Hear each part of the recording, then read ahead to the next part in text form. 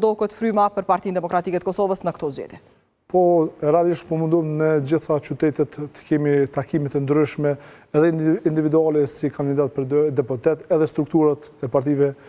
tona po mundohen që takojnë çdo qytetar derë në derë, por të bime më të mëdha sigurisht që janë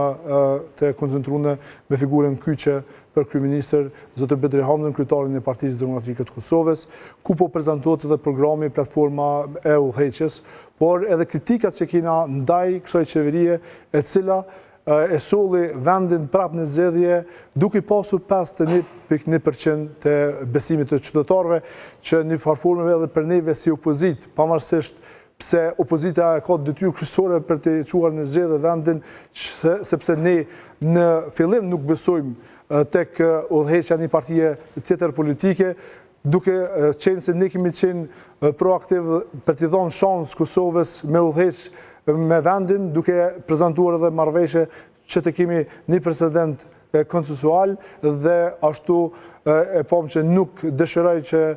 të ketë zgjedhje të presidentit, por ishte që të zhvat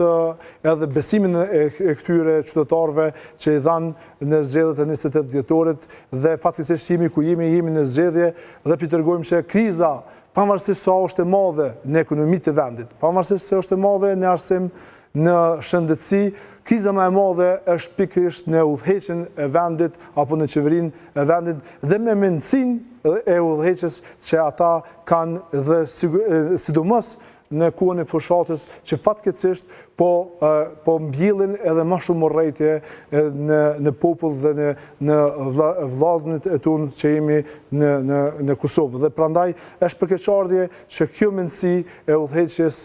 është treguar deri më tani edhe në këtë vend dhe në këtë fushatë po tregohet edhe fytyra e vërtetë e saj. Cila është fytyra e vërtetë e lëvizjes vendosje dhe Albin Kurti, zoti Lushtaku? Fatkeqësisht, po shihet që shahadet të saj vetëvendosja ka përçarjen e popullit, ka nënçmimin, poshtrimin e figurave të ushtrisë lëmtare të Kosovës, por edhe figurave politike, ka edhe talljen e qytetarëve, sepse ka besu qytetari që mundet me zgjedh edhe çështjen e shëndetësisë, edhe çështjen e çerdhave për fëmijë, ka premtuar që do të ketë 4.000 banese për çiftet e reja dhe u toll edhe me atë besim dhe shumë projekte të cilat i ka prezantuar edhe para Kuvendit të Kosovës, edhe para qytetarëve të vendit, edhe pse ai thanë në një studio tjetër televizive se tha unë nuk i kam premtuar se kam realizuar këtu projekte kapitale, po vetë planifikimi buxhetor, vetë prezantimi në për shumë projekte në për teren,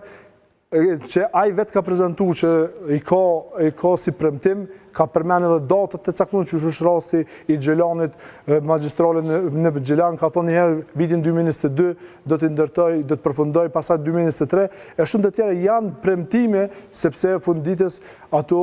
janë edhe të ingjizuara edhe nga kamerat të ndryshëm dhe nuk mundet me ikë kësoj përgjësie. Ai po mundohet që të zhvendos vëmendjen nga dështimet duke përmendur emrat e përveshëm sikur edhe rastin e babait tim, që edhe unë kam prezantuar edhe kam propozuar që sloganet e kenë kur dalin me prezantu çfarë pune kanë bërë, s'kanë rezultat çka me thonë, s'kanë çfarë pune me prezantu me thonë Samia. Dhe është për fat të keq që qytetarët e vendit ja kanë dhënë për tretë herë besimin në partia e cila tallet me besimin e tyre dhe prandaj ne po dalim në teren, po bashkëbizetojmë me qytetarë edhe që i kanë besuar vetëvendosjes në zgjedhjet e kaluara dhe me të vërtetë po shohim që kanë një zhgënjim tek një parti e cila më shumë koncentruohet se si të fyjë njërin tjetrin se sa të zgjidh problemet e qytetarëve.